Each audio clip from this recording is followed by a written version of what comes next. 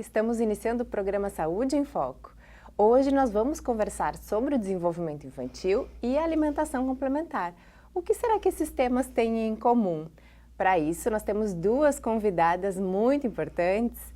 A doutora Camille, que é gastropediatra, também egressa aqui do nosso mestrado profissional em saúde materno-infantil, que hoje veio acompanhada com o Romeu, que está quase chegando. Quase chegando. E também temos a Isabela, que é aluna do curso de Medicina e trabalhou intensamente sobre esse tema. Então, sejam bem-vindas. Obrigada. E eu queria começar, então, perguntando para a Camille, né, qual é a importância da gente acompanhar o desenvolvimento infantil?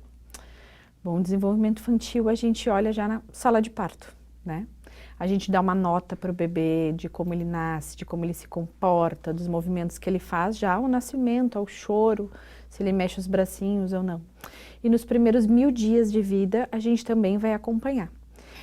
Isso tudo vai ser visto, né, numa consulta de puericultura, na consulta com o pediatra, ou se ele vai numa equipe multidisciplinar, para a gente ver se ele está se desenvolvendo dentro dos marcos mesmo, né? Se ele sorri no tempo que deveria, se ele engatinhou no tempo que deveria, se ele caminhou, se ele está pronto para iniciar a introdução alimentar aos 6 meses. Então, tudo isso vai gerar um bom desenvolvimento da criança para uma vida adulta. Porque se nos primeiros 1000 dias a gente percebe que ele está atrasado em alguma questão, não é com 2, 3, 4, 5 anos que a gente tem que corrigir naquele momento. Isso, então só para lembrar, né, que os primeiros 1000 dias vão desde lá da gestação até os 2 anos de vida do bebê. Então essa fase é uma fase importantíssima, né? A gente chama até de uma janela de oportunidades para se avaliar esse desenvolvimento. Então, queria perguntar para a Isabela, né, como é que a gente avalia esses marcos que a Camila falou? O que são esses marcos do desenvolvimento? Bom, esses marcos, então, são sinais que a criança vai dando, comportamentos dela, com o passar do tempo, que vão nos mostrando que ela está se desenvolvendo de acordo com o esperado para a sua idade. Então, por exemplo, aos 2 meses de idade, a gente espera que a criança tenha aquele sorriso social que é comentado, né? Que ela olhe e que ela consiga interagir com as pessoas que estão ao seu redor. Aos próximos ali dos 9 meses, a criança vai engatinhar. Depois ela já vai estar pronta para comer, ela vai ter uma maior sustentação do seu tronco, da sua coluna cervical, ela vai conseguir caminhar também mais próximo de 1 aninho, vai começar a balbuciar algumas sílabas, depois algumas palavrinhas. Então a gente vai realmente observando esses comportamentos dela com o passar do tempo para ver se ela está se desenvolvendo bem. Isabela, então, assim, isso é visto lá na consulta de puericultura, como a Camille comentou. Sim. Mas tem alguma coisa que em casa já se possa observar? Porque é comum, né, a gente ter aquele comparativo. Ah, meu filho caminhou com tantos anos, com tanto de idade. Ah, o meu engatinhou, o meu não engatinhou. Como é que os pais observam? Sim, nas consultas a gente tem um intervalo de tempo que a gente autoriza como o esperado ali, o correto, né, para que a criança desenvolva esses marcos. Mas em casa a gente tem que ir observando se de fato ela está conseguindo evoluir com o passar do tempo. Bom, ela está interagindo com o mundo ao seu redor, ela está sorrindo para a mãe quando ela está mamando, ela está conseguindo segurar objetos, ela está prestando atenção em sons quando chama, ela está conseguindo erguer a cabecinha quando a mãe coloca de bruços.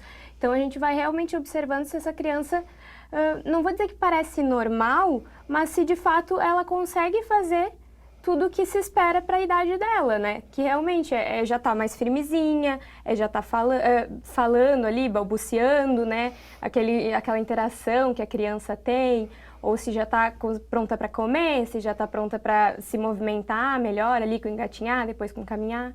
Então aí a gente tem manuais, né, para isso, manuais que a gente segue no Ministério da Saúde, da Sociedade Brasileira de Pediatria, inclusive na caderneta da criança, que a maioria dos pais talvez não leia, mas que deveria se ler, que são os marcos que ele deveria estar apresentando naquele momento e quem sabe para os próximos, para já estimular, nesse mês ele está fazendo isso, mas no próximo eu já tenho que observar tais e tais coisas. Então, nas consultas, a gente abre a carteirinha e marca os marcos que estão sendo efetivados ali pela criança e os esperados. Então, assim, os pais já podem ler, se quiserem, né? Então, Camila, isso significa que em casa também o bebezinho tem que ser estimulado.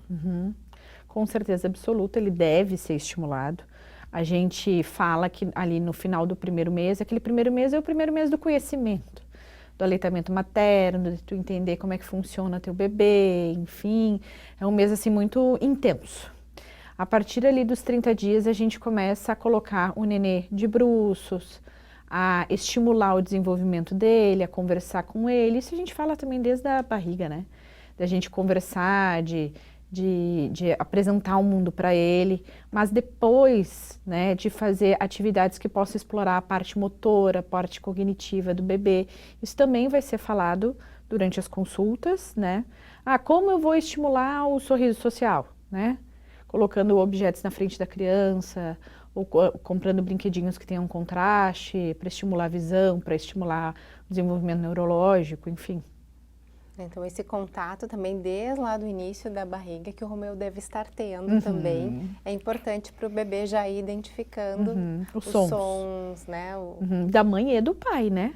Do pai também, aquele carinho do pai, de chamar ele, de dar boa noite, enfim, de criar uma rotina. Quando ele nasce, fazer o pele a pele, de fazer a conexão com o pai, não só com a mãe. A gente vê muito essas fotos do nenê saindo e vindo pro colo da mãe. Mas hoje, cada vez mais, os pais também querem pegar um nenê no pele a pele com o pai, logo ali na sala de parto, né? Para fazer esse vínculo e para depois melhorar muito o desenvolvimento da criança. Então, a gente também comentou, né, que esse desenvolvimento tem a ver com a alimentação. E aí, o que tem a ver uma coisa com a outra, meninas? Posso falar, Lisa?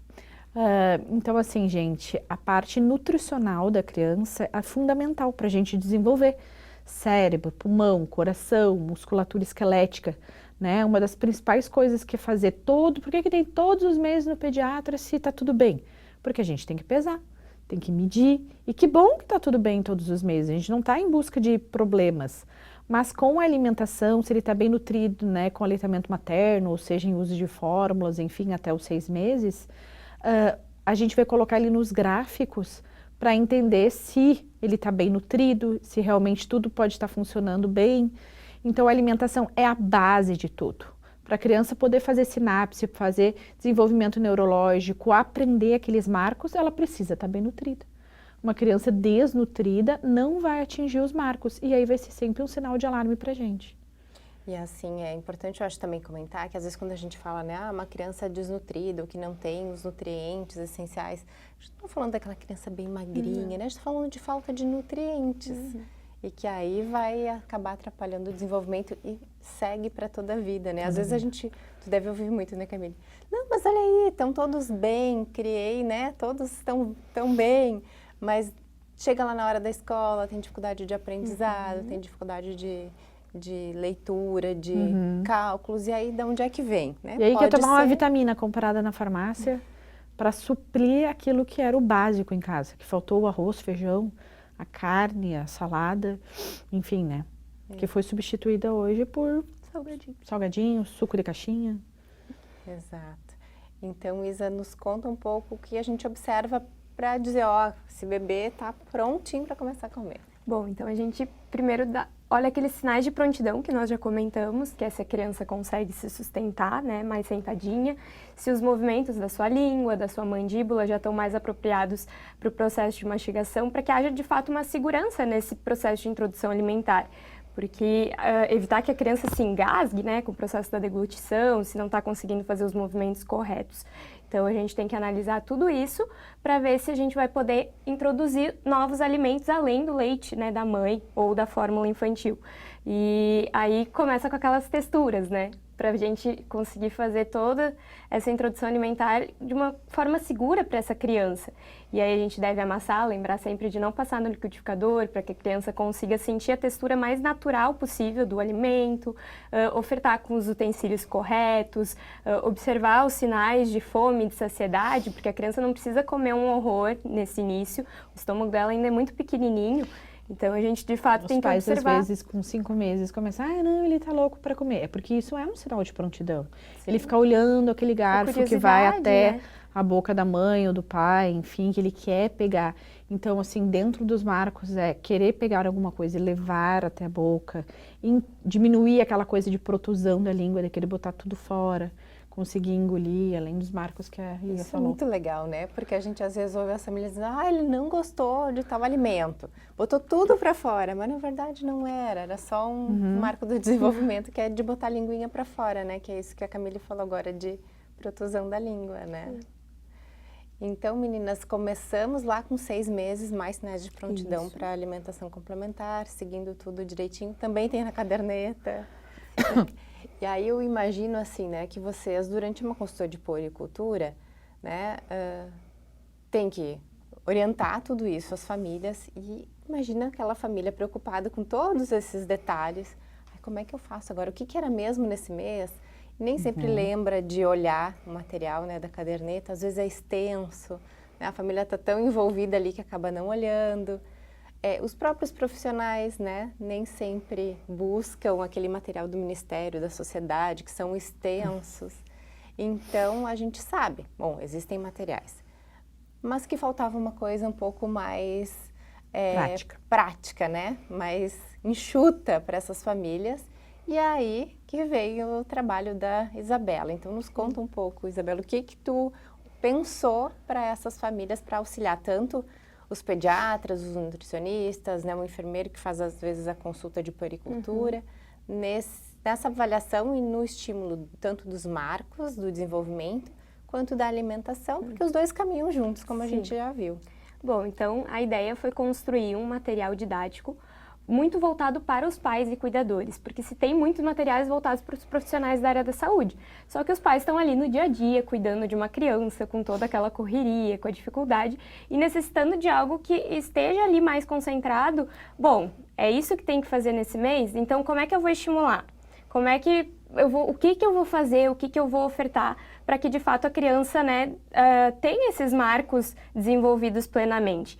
E aí a ideia foi construir algo prático, né, curtinho, rápido, que a mãe bata o olho ali e enxergue qual é o marco esperado para aquele mês, quais os estímulos, porque a gente sempre fala, estímulo não é apressar, né, não é ir contra o tempo, coisa do tipo, é oferecer oportunidade de experiência para essa criança, né, para que ela de fato consiga descobrir o mundo e consiga se desenvolver inteiramente, assim, com todos os seus domínios. E aí, então, a gente foi colocando qual o marco de desenvolvimento esperado, como que poderia ser estimulado esse marco, e depois dos 6 meses a gente entrou com a parte da introdução alimentar, né? Falando sobre a sua importância, sobre esses sinais de prontidão que a gente comentou, sobre coisas que deveriam ser observadas como alimentos que são autorizados, alimentos que não são adequados nesse primeiro ano de vida, porque a gente concentrou para esse público-alvo, e aí entramos sempre com um espaço interativo, para que a mãe também possa ter esse material como um melhor amigo, assim. É ali que vai estar todas as informações sobre o desenvolvimento do seu bebê e também sobre esse processo, toda essa etapa da introdução alimentar. Então, a ideia foi essa. Esse material foi construído, né, também aqui em parceria. Sim. E aí, Isabela, como é que tu pensou que esse material vai chegar mais próximo dessas famílias, né? Para não ser mais um material que fica lá guardadinho na pastinha da criança, na bolsa que sai com a criança ou na gaveta. Sim. Então a ideia foi de fato facilitar o acesso no dia a dia. E para isso a gente pensou em algo que pudesse ficar na visão da mãe, assim, fácil. E aí nós optamos por colocar um imã nele, para que realmente... Tu pode mostrar, Isa. Claro. O material aqui, que tu trouxeste. A ideia então foi fazer assim, num formato de bloquinho, inspirado naqueles calendários de geladeira mesmo, daí tem o imã aqui atrás, para que a mãe possa grudar, né, na porta, assim, e conseguir bater o olho e enxergar rapidamente o que foi. Aí aqui tem um espaço para colocar o nome do bebê, para tentar deixar ele um pouco mais pessoal. E aí nós fomos colocando tudo que era importante, né, os primeiros reflexos do bebê, que se tem muita dúvida sobre quando que aparece, quando que deve desaparecer, o que a criança pode, o que não pode fazer. Aí a gente falou sobre a amamentação já nesse início mesmo do material, tendo em vista a importância disso e que é o alimento que deve ser dado do nascimento, pelo menos até ali os 6 meses exclusivamente. Então aqui essas duas partes eram sobre a amamentação, tanto dos benefícios para o bebê, os benefícios para a mãe, aqui o que poderia prejudicar esse processo de amamentação. E aqui a gente começa com a etapa do mês a mês mesmo. Aí tem essa parte do desenvolvimento, falando o que é esperado para aquele mês, o que o bebê deve fazer. Aqui tem os estímulos, então como que os pais podem incentivar as crianças para que isso aqui apareça. E aqui é esse espaço interativo que eu comentei. Então, era sempre um espaço para os pais poderem anotar alguma dúvida que pudesse surgir ao longo do mês, né? E pudesse tirar essa dúvida com o pediatra, enfim, com quem acompanha ao longo das consultas de puericulturas mensais. Acho que, Isa, muito importante, né, comentar que vão ter todos os meses ali, né? Sim. Acho que mostra para nós a diferença lá no 6º mês. Sim. Então, aqui, ó, no 6º mês, a gente entra com o processo da amamentação, da alimentação. E aí a gente fala, né, sobre a importância, aqui dicas de higiene, de alimentos inadequados, como eu comentei, dicas importantes de cuidado com sal, cuidado com açúcar, hidratação. E aí aqui vem os novos meses, então, depois da introdução alimentar. E aí a gente continuou mantendo essa parte do desenvolvimento e dos estímulos, mas entrou esse novo espaço interativo. Além do espaço para as dúvidas mensais, entrava a parte da introdução alimentar. E aí aqui a gente comentava a quantidade adequada para aquele mês, de acordo, né, com os sinais da criança, de fome, de saciedade. A gente também notava a textura, que era adequada para aquela idade. E aqui vinha um espaço para a mãe anotar qual que era o alimento novo daquele mês que tinha sido ofertado e as reações da criança, se a criança tinha gostado, se não tinha gostado, qual tinha sido a textura que tinha sido ofertada, né, pra gente saber se foi certinho. E realmente com a ideia de tentar facilitar o dia a dia da mãe, né, porque daí estaria tudo ali. Bom, vamos pensar um mês de cada vez, vamos indo um passo por vez e vamos ver se essa criança está de acordo com o esperado, né, para os seus marcos. Então, assim, até pode parecer pequenininho, né, para quem enxerga assim, Sim. mas é porque era para ser prático e para grudar na geladeira, porque tivesse um espaço, Sim. né, que não tivesse tanta informação. E que pudesse levar para consulta, Sim. né? E que pudesse Acompanhar, levar para consulta. Ótimo. E aí, uma coisa que me chama muito a atenção, né, e como eu já li os resultados do trabalho da Isabela, eu sei, porque sempre a gente fala a mãe, né, para a mãe observar, para a mãe cuidar. Por que é sempre a mãe? Porque, de fato, são as mães que mais acompanham esse processo, tanto do desenvolvimento quanto da introdução alimentar. Tanto que, na nossa etapa de validação, a gente conversou com 34 participantes, e desses 34, 32 eram mulheres, e dessas 32 mulheres, 31 eram mães. Só tinha uma tia que estava acompanhando e 2 pais que responderam, o resto tudo era mãe. Então, a gente entende que, de fato, são as mães que mais estão presentes nesse momento, tanto dentro de casa quanto nas consultas, enfim, são elas que acompanham essa etapa da criança, né? E a Camille já tinha comentado, mas acho que vale reforçar, Camille. Qual a importância da família estar nesse processo todo de... Sim. Acho que é uma coisa cultural, na verdade, né? A mãe também já nasce com aquele instinto de, tipo, ela sabe, ela é a leoa, ela vai ficar em cima. Mas eu acho que também é um pouco culpa nossa de não agregar o pai mais. De não chamar o pai fica ali, né, esperando. Mas, na verdade, ele deveria ir em todas as consultas, deveria oferecer introdução alimentar também e se interessar pelo assunto da mesma forma da mãe, né? Porque, afinal, é 50% para cada lado. E se a criança começa a introdução alimentar ali com o 6º mês, enxergando a família, depois de 9 meses, na verdade, que a gente diz que está uma dieta, que poderia estar uma dieta completa, sentando na mesa, fazendo as refeições com 1, 2, 3 anos na mesa, com a família inteira, dando os exemplos, né? O pai e a mãe vão comer, o humano, enfim, a mana, a TV desligada, a casa tem aquele momento da refeição, que é o momento da confraternização da família, um momento de amor, assim, de prazer pela comida, agora nós vamos sentar. E daí todas as figuras responsáveis pela criança têm que estar ali também, né? Quer dizer, se conseguirem fazer isso, né? A gente sabe que hoje vai ter momentos de correria, mas que o ideal seria ter todos os representantes. Ótimo, assim, espero que esse material, né, possa ser logo mais distribuído, já que ele também passou, né, por uma etapa de pesquisa, ele foi validado pelas famílias. Então, eu espero que logo ele possa estar disponível, né, para ter para essas famílias todas, né? Essa acho que é a ideia. Então, gostaria muito de agradecer a participação de vocês aqui hoje. E a gente fica aqui, então, né, com esse Saúde em Foco, falando de desenvolvimento e alimentação infantil. Até um próximo encontro.